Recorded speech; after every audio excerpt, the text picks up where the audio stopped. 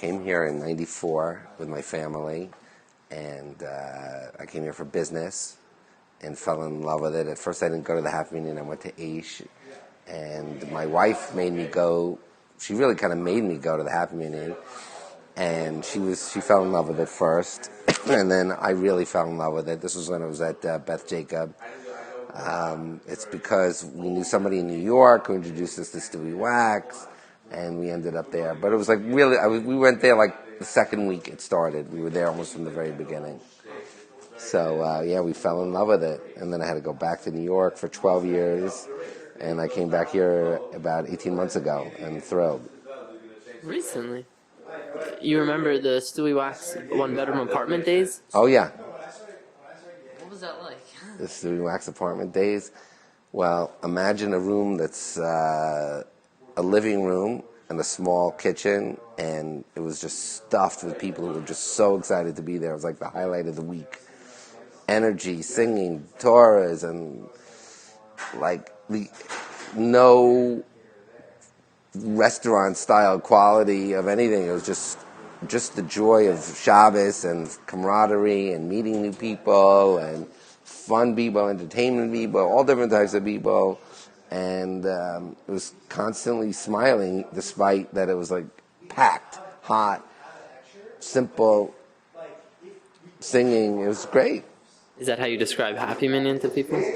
Happy Minyan is definitely that's like a part. It's almost like a party at Stewie's house. So it was more like a party. Happy Minyan is like such a combination of seriousness, of some like really like wonderful depth and learning. And this one amazing rabbi in New York said, not in New York, he's now in Israel. He said that it's like the deepest secrets of the Torah spoon-fed to you. So there's some truth to that, because people are not at the level, well, some people, but most are not at the level to learn the deepest depths of the Torah.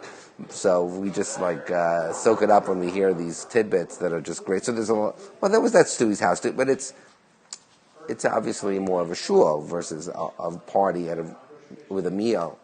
So it's a slightly different experience, but the joy and the excitement and the really if you want to make it very simple, everybody wants to be there. That's the difference. Everybody is excited to go. It's like a highlight of the week. They want to be there. They are not rushing to leave. I mean, the classic example is on Yom Kippur, all day davening. Like literally, there's no break whatsoever. You stand up and you stretch. That's it. Then, of course, you're not eating. Then there's Mariv. Then there's Havdalah. There's Havdalah, and then there's Kiddush Levana, and nobody wants to leave. Nobody is running to leave, even after all that. And there's just enthusiasm about the davening and being together and learning and it's also another parallel actually with Stewie is that, like I said, his home was very simple, nothing fancy. The Happy Minyan is very simple, nothing fancy. But it's the people that make it exceptional. It's the people that have elevated this very simple place into something beyond fancy. You know, there are fancy shuls that are so spectacular, but inside it doesn't have that same feeling that the people who go to the Happy Minyan know and see and love. Yeah. When you were in New York, were you missing that? Having withdrawal? Yes, to say the least.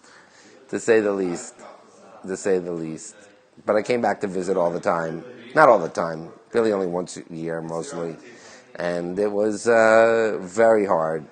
I mean, I did actually, in year 10, I found a really great group of young people who created a minyan that was a Friday night only minyan, but it was very good. It was very strong, really wonderful people, young people, enthusiastic, dancing. They were more like stark, yeshivish, but they totally had the whole Happy Minyan vibe down. But it was so few and far between. It was so hard. When did you first start getting into knowing about Carl Bach and his music? Well, what happened was when I was 29, I first got exposed to Judaism, in Ishitora through the Discovery Learning in New York, and I was blown away. I didn't really believe in Hashem until then, so that's 29. That was February of my 28th year, and then when Rosh Hashanah of that year, I met my wife in a shul in Manhattan, and that was Rosh Hashanah. She brought me to Karbach on Sukkot of that year. And I actually met Shlomo that year. Well, I saw him. I didn't really get to meet him. I met him just once briefly after that, but I saw him on Simchas Torah dancing with the Sefer Torahs. And you go, so like up until that point, I was like into Aish, which was like very intellectual. And then I was like thrust into actually seeing Reb Shlomo, and it was so different. And it was very special. I mean, it wasn't really for me at that time. I wasn't really like crazy about it, but it was so clear that it was a special experience. And then that was in Manhattan, and then a few years later we moved to LA, and then through a New York connection we got in touch with Stewie, and one thing led to another, and that was the whole Reb Shlomo thing. Do you think about his music as like essential to prayer sometimes, or making a moving prayer service versus just reading it? Well, I think that the sages knew from thousands of years ago that music was critical and it could elevate the neshama, and it's fantastic for prayer. It's not really a Shlomo invention.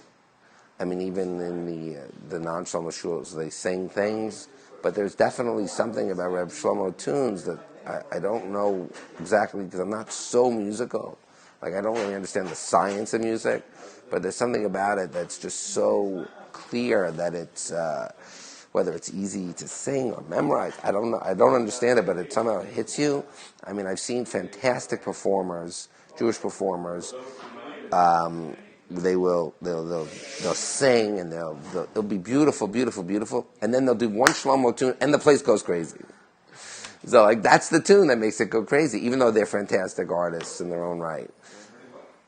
There's something about it. I don't understand musically how that works, and there's always stories about how I don't know if Reb Shlomo actually ever said this, but people say that he heard the tunes that were sung in the second Beis Hamikdash, or the first Beis Hamikdash, I'm not even sure, but like the tunes that he came up with are the same tunes that they sang in the Beis Hamikdash, and that's why it touches it so much.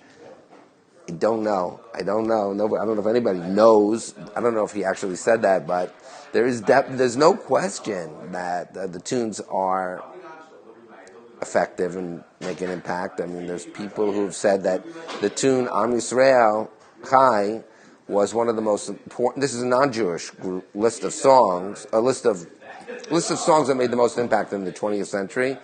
And so on that list is Am Yisrael Chai by Reb Shlomo, because he claims, the person who made the list claims that song brought all the Jews out of Russia, or was a big impetus behind bringing the Jews out of Russia to Israel, and that's obviously enormous. You can't. So, and I had another guy who told me that Reb Shlomo toured Russia right before the wall fell, and that was part of the reason the wall fell. He claimed, maybe it's a spiritual thing, but he did go, and he did go there, and it was an amazing thing. You should try to capture some videos from that tour. That was in '89, I believe. Are there any parts of davening you remember as being the highest experience, or something that you look forward to specifically? On Yom Kippur, specifically, Rabbi Shlomo Katz. We can call him Reb Shlomo, I guess. It's a little confusing. Rabbi Shlomo Katz led the davening at Beth Jacob one year on Yom Kippur, and it started off with everybody was in white, and everybody came in from like a lot of eating and whatever it was to get ready, and just walked in, and he just started with